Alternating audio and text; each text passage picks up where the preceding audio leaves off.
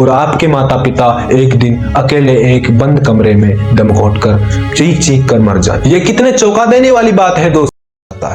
इस वीडियो का मकसद आपको डराना नहीं है बल्कि आपको अवेयर करना है।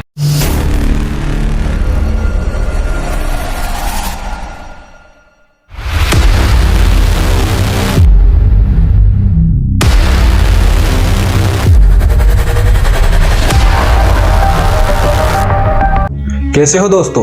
अक्सर हम लोग जापान को modern technology, artificial intelligence, future society के रूप में देखते हैं, लेकिन क्या आप जानते हैं इस एडवांस टेक्नोलॉजी वाले देश में लाखों लोग अकेले पड़े पड़े घरों में मर रहे हैं और इस घटना का महीनों तक लोगों को नहीं पता लगता। इस फिनोमिनन को कहते हैं कोदोकुजी जापान की भाषा में। दरअसल इसमें सिचुएशन कुछ ऐसी होती है, एक बुजुर्ग आदमी होता है और वो किसी बीमारी या एक्सीडेंट के कारण उसकी मौत हो जाती है, लेकिन हर रोज कोई मिलने नहीं आता, कोई फोन नहीं करता, पड़ोसी प्राइवेसी के कारण डिस्टर्ब नहीं करते और इसका परिणाम वही निकलता है, बॉडी हफ्तों तक पड़ी रहती है। जापान नेशनल पुलिस एजेंसी की रिपोर्ट के द्वारा इस बात का पता लगाया गया है कि जापान में हर साल 30,000 से 40,000 कोदोकुशी केसेस है और अकेले टोक्यो में 4,000 से ज्यादा कोदोकुशी केसेस रिकॉर्ड किए गए हैं। 2020 और 2023 के बीच इस ग्राफ में लगातार वृद्धि देखने को मिली है और ये कोई रियल घटना नहीं है, ये एक सिस्टमेटिक सोशल प्रॉब्लम बन चुकी है आज के टाइम पे। और जापान की सबसे बड़ी प्रॉब्लम है डेमोग्राफिक एजिंग प्रॉब्लम। 29% आबादी 65 प्लस एज के ऊपर है और 15% आबादी 75 प्लस एज के ऊपर है।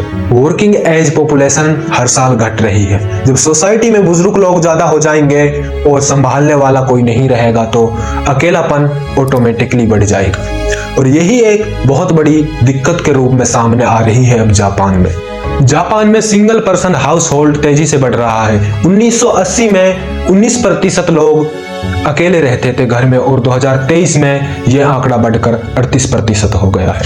यह लाइफ इंडिपेंडेंस देता है लेकिन सपोर्टिव सिस्टम को खत्म कर देता है। जैसा कि हम जापान के कई एनिमे में देखते हैं, एक बड़ा परिवार एक साथ रहता है। दरअसल ये सच में ऐसा नहीं है। धीरे धीरे रिश्तों के बंधन टूट रहे हैं। पेरेंट्स बच्चों से फिजिकली नहीं इमोशनली भी दूरी बना रहे हैं। इसके जो मुख्य रीजंस दोस्तों निकल के आते हैं वो हैं job transfer culture, expensive urban house और इमोशनल दूरी। रिसेंटली एक केस है ओसाका सिटी का, जिसमें एक 91 साल का बुजुर्ग लकवाग्रस्त था और वो अपनी पत्नी के साथ वहां रहता था।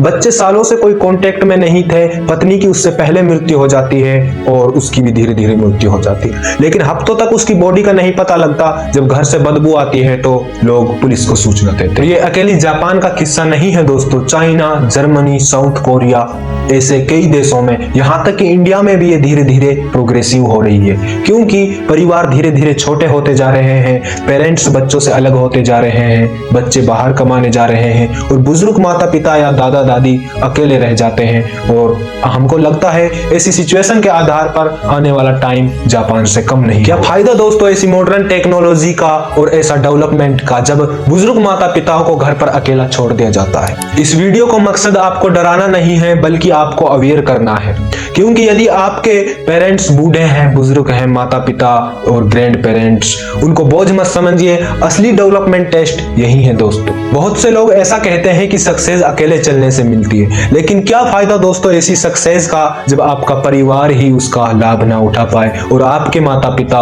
एक दिन अकेले एक बंद कमरे में दम घोटकर चीख चीख कर मर जाए। ये कितने चौंका देने वाली बात है दोस्तों। एक इंसान अपने पूरे जीवन काल में शांति को खोजता है और ये शांति ही जापान में मौत का कारण बन रही है। कैसे?